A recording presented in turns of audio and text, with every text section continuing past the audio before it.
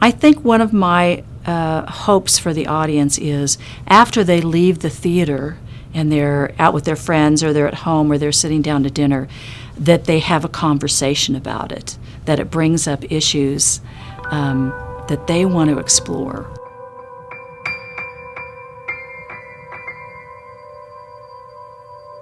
One of the things I love most about this play is it doesn't tell you what to think. There's no condemnation in it. There's conflict without brutality. And I love the way it's written in such a human, emotional, visceral way.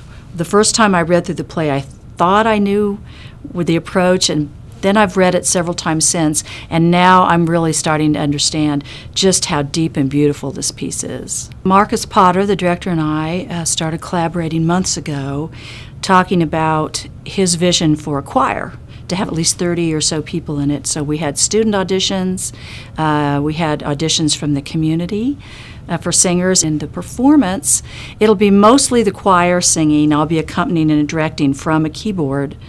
And I love that we have so many students in the choir because here we are at University of Kansas, and we really wanted that. So yeah, I think the vision to have community members involved was both Kathy Pryor's and Marcus Potter's, and I thought that was great. So I did have a handful of people that I knew had worked with me before as a director and who could really sing and would be a good visual diversity for the choir, different ages, backgrounds. So it came together pretty seamlessly. Auditions were short and sweet, and the thing is, we weren't looking for perfection, but we needed people who could sing, just like in a real church choir. It's not all about the professional singing, but it's about the want, the desire to be there. Well, Kim Murphy is a professional singer, and she has been in the Lawrence community all her life. She also works for the Lawrence Police Department, and she's also been on radio for many, many years. She has a one-of-a-kind voice, as does her son, who is now a student here at KU, Michael Murphy, an incredible composer and an outstanding singer. So I asked them first. I love that Laura Kirk auditioned, and she blew me away. She came in and sang an old gospel song, and because I've known her from working with her in films, some of Kevin Wilmot's films, and we met years ago through a mutual friend. But she opened her mouth to sing, and I went, well, you got to be in this choir. I mean, I didn't even wait to tell her. I just went, that's it, you're in. So there have been a lot of really fun surprises. I've been a touring recording artist for 25 years. I'm a workshop facilitator throughout the United States and Canada, and I've traveled all over the world performing, and I also write almost everything I do, so I'm a songwriter, and it's all about the music in my world.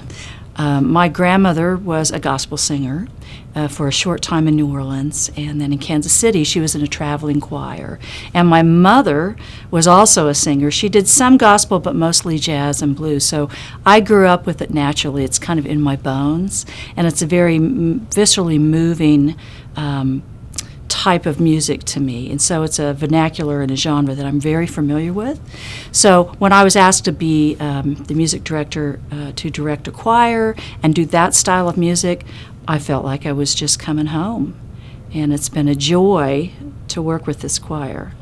I'm so grateful to be included in this particular project, and I really thank Kathy Pryor for thinking of me in this role, and for everybody being so generous with their time and attention, and I am having a ball.